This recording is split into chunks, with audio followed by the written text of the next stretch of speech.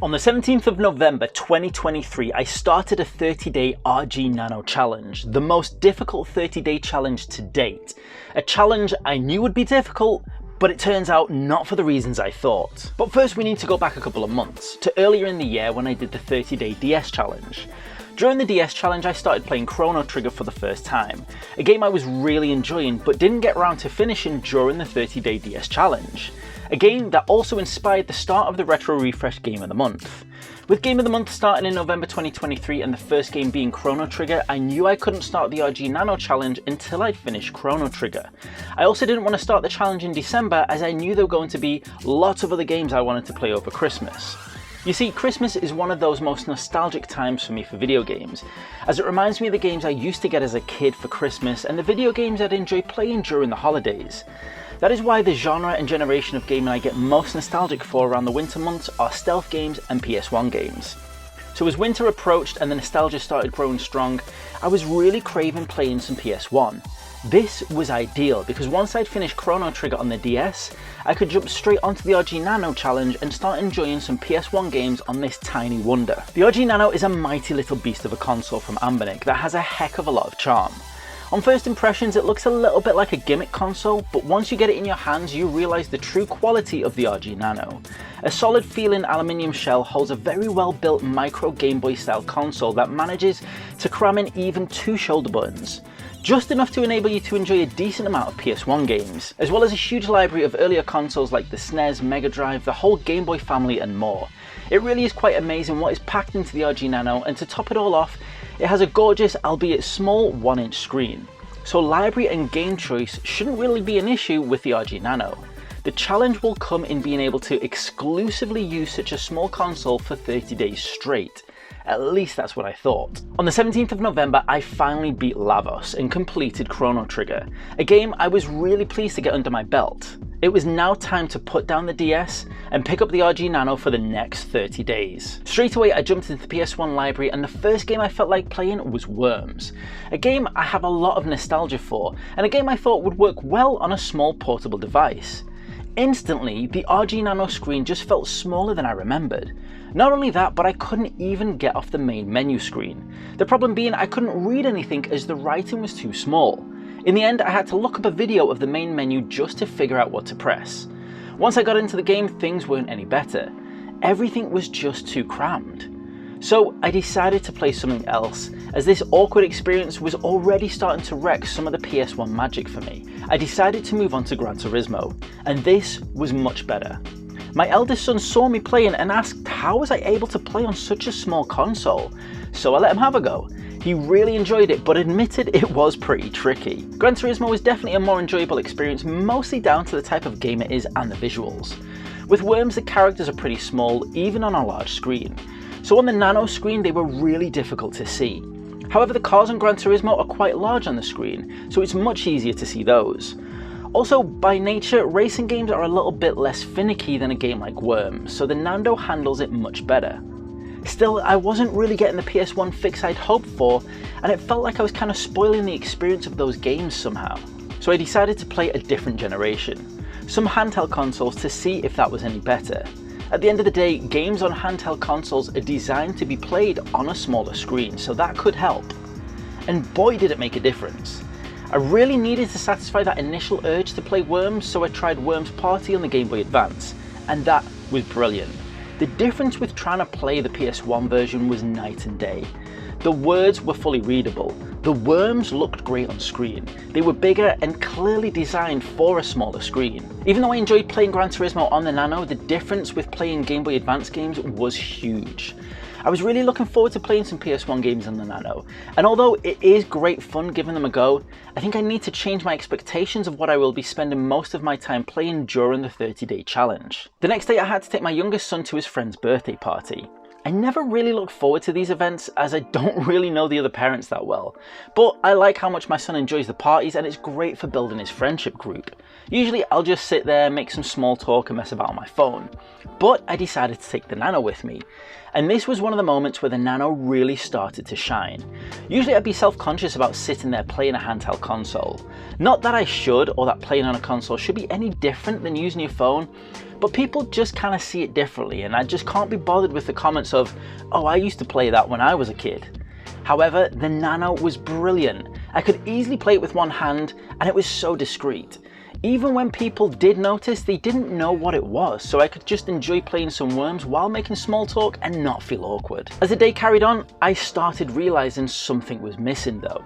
Although I was enjoying playing handheld games on the Nano, I was missing the in-depth story of Chrono Trigger. I was so invested in that game for the month that I played it, and so interested in following the story. Now that it's finished, I feel like something's missing. Playing Worms and Gran Turismo is fun, but I don't think I was fully ready to move on from a more in-depth game experience just yet. I am really enjoying playing Worms, but I'm not able to get fully stuck into it.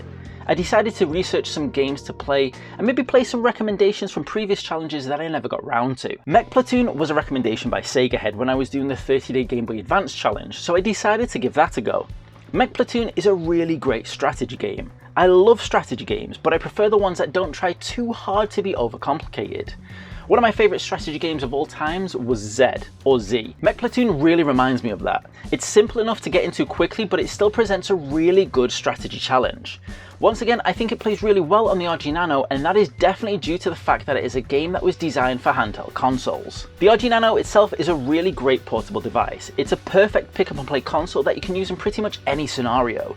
It's so small that it will fit in any pocket discreetly. The problem is, it's almost too discreet, and after just a couple of days of using it, I misplaced it far too often.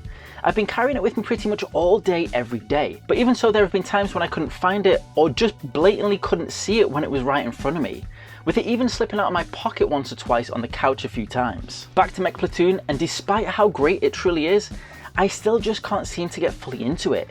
I think I'm starting to feel overwhelmed by the choice of not only games, but also consoles. Every game I'm playing, I keep thinking there might be something else I'd like even more.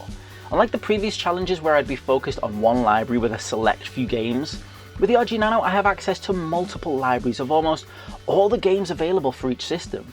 Not only that, but anytime I think of a Game Boy or Game Gear game, I keep thinking, well, I could play a better version on the Game Boy Advance. Despite that, I decided to try and check out some Game Gear games, a system I have pretty much zero experience with. First off, I tried Choplifter 3. Choplifter 3 was one of my favourite games growing up on the Game Boy. I have a lot of nostalgia for the Game Boy version, but I have to admit, having the added colour of the Game Gear version is a nice extra. It plays really well on the Game Gear, or emulated at least, and it is as much fun as I remember. Sonic 1 is an absolute blast. When I was younger, I always assumed it would not feel anything like the home console versions, but Sonic on the Game Gear feels a lot like Sonic on the Master System. It's really great fun and shows off what the Game Gear really was capable of, if you had enough batteries. Mortal Kombat is another game I loved growing up, and I remember getting Mortal Kombat 2 on the Game Boy and really loving it. It was so much better than Mortal Kombat 1, which was a pretty terrible port on the Game Boy. However, Mortal Kombat 1 on the Game Gear is really good, feeling a lot closer to the home console version than I expected. We all know the Game Boy was the overall better or more successful handheld, as it did what it set out to do really well. But I'm just starting to realise how underrated the Game Gear really was. By day 15, I decided I needed to focus on just one or two games. You see, unlike the other challenges, this one is not so much about the game library. It's pretty clear the RG Nano has a beast of a game library. The challenge this time round is to find out how well the RG Nano deals with delivering an in-depth gaming experience over a long period. No doubt this is a great pick up and play console, but can it provide a true in-depth gaming experience? The RG Nano is a one-handed beast of a console, and honestly that's where I think it shines. It's best suited to RPG, strategy and overall slow-paced games. With that in mind, I decided to jump into a game I wanted to play nearly 30 years ago. A game I've heard a lot about, but never tried any in the series. Harvest Moon. More specifically, the first Harvest Moon on Game Boy. Back when Pokemon games first came out and sold out everywhere, I was looking for a similar experience. That's when I first heard of Harvest Moon. A lot of people likened it to the Pokemon games in its pace and look, and I was really tempted to grab a copy, but eventually managed to find a copy of Pokemon Red. However, Harvest Moon had always been in the back of my mind since then, and now I'm going to finally play it. Starting off, I can see why people liken the first Pokemon games to Harvest Moon. They definitely have a similar look and pace to each other, however that's where the similarities end. Harvest Moon is a very relaxed farming simulator that is repetitive in its nature, but it's that repetitiveness which is what gives it its charm and keeps people coming back. it's definitely an acquired taste. I must admit, it took me a while to get into what felt like a bare bones gaming experience, with very little guidance as to what to do. But having to find your own way and talking to my retro refresh mates about different aspects of the game really took me back to those schoolyard days of playing Game Boy. Bit by bit, Harvest Moon managed to work its charm on me, and I even harvested my first turnips, which was a lot harder for me than you might think it was. As I played more and more, I realised what an in-depth game Harvest Moon really is. Even the simplified original Game Boy version. Timing is everything, and understanding when to plant your crops and what to plant is critical. Harvest Moon is the perfect kind of game for the RG Nano, giving in-depth gameplay that can be played at a relaxed pace with one hand. Perfect pocket gaming. But I just couldn't budge that urge to play some PS1 games. Knowing that they are available makes them so tantalising on this system. Plus this month's Game of the Month was now Hogs of War. So I decided to give it a go. It was at this point though that I started to notice some of the downfalls with the features of the Nano. Firstly, there is no favourites option. Now that I have a few different games I'm playing, it would be great to have a favourites list to add them to, similar to other retro handhelds. It would make popping in and out of games so much easier. To worsen things, there is no quick scroll either, meaning that if your game is near the middle of the list, like Harvest Moon or Hogs of War, you can be scrolling for some time to get to your game each time you want to play it. Furthermore, there's no search option either, which could have really helped things. Carrying on with the issues and jumping into Hogs of War, the difficulties of playing PS1 games on the Nano were clear all over again. I must admit, I'm mostly getting used to it now, but some issues are just a bit too much, like parts of the game screen that just weren't visible, making it really hard when trying to move around the maps and aim at the other pigs. I did find a workaround of swapping between cropped and scaled screen.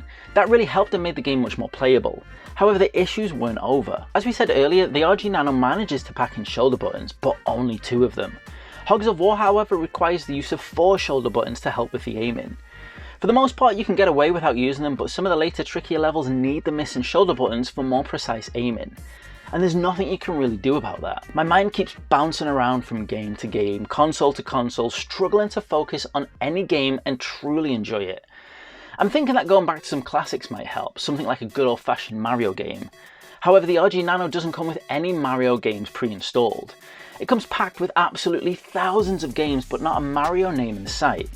Now, it's not really a big issue, I can just use one of my backed up ROMs, but it would have been so much nicer for it to just already be there. With a huge selection of Mario games to choose from, I was craving something with a bit deeper gameplay than usual. I haven't fully shifted from my Chrono Trigger mindset, and the new Mario RPG has recently come out, which looks awesome.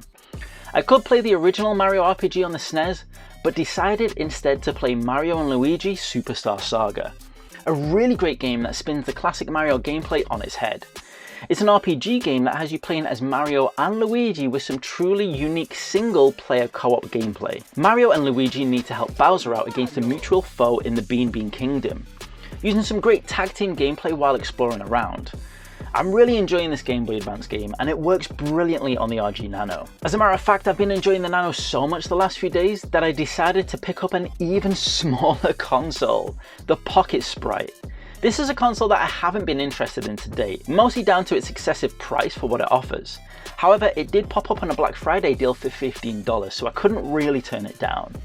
A potential for a future 30-day challenge if my hands can handle it after the Nano. Talking of really small consoles, remember how I said the Nano was so small it keeps slipping out of my pocket? Well, it slipped out of my pocket onto our tiled kitchen floor today and it dented. Absolutely gutted. I really love the look of the Nano and I've kept it in great condition, but now that annoying dent will forever catch my eye as a scar of this brutal 30-day challenge. I think things weren't helped by the fact that around about this time the Nano started crashing a lot. I can't really blame the Nano for this though, because I didn't really take my own advance of swapping out the supplied SD card with a more reliable one. You see, the supplied SD cards with retro handhelds, although packed full of games, are pretty low end and prone to failure, so I only have myself to blame. At this point though, it's so late in the challenge I decided to just suck it up and crack on, despite random crashes annoying the heck out of me. Because to be honest, it didn't really make a difference. The whole experience was starting to become a bit tedious. I can't fully enjoy Hogs of War due to not being able to have a full screen PS1 experience without faffing about. I can't really be bothered with Mario and Luigi Superstars anymore. The story ended up being a bit shallower than I originally anticipated. I thought about playing some Tetris, but it's not in the list of existing ROMs and I couldn't be bothered loading it. I did however find some respite with Wario Land 4. A truly great game that I kind of wish I'd started earlier in the challenge, but still, I couldn't focus on fully getting into it. On day 26, with just a few days left of the challenge, I took the RG Nano with me Christmas shopping and decided to focus the last of the days playing Just Worms and Harvest Moon. There is definitely something to be said for focusing on 1 or 2 game experiences at a time. Something I struggled with the Nano. I just couldn't get over the decision paralysis with so many games and consoles to choose from. I found myself not being fully invested in any one game and always feeling like the grass is greener elsewhere. Despite my mental distraction, with overwhelming game selection, the RG Nano truly is a great console. But I think it's just a bit too much to be the single focus over 30 days. It's absolutely perfect for pocket gaming, and is a console I will happily carry around with me for those random moments. But it can lose its charm when it's the only choice. It has such a fantastic library of consoles and games, but to be honest, as much as I think the PS1 is a nice addition and a fun idea, I don't think PS1 gaming shows off the true charm and strengths of the RG Nano. Handheld gaming is definitely where it's at for the Nano, and this pocket beast does a fantastic job of packing in nearly the whole handheld gaming library history up until the late 2000s. But for as much as I love the RG Nano and I'm really glad I took on the 30-day challenge, I'm not sure I'll be doing any challenges on devices this small again, or at least for a while.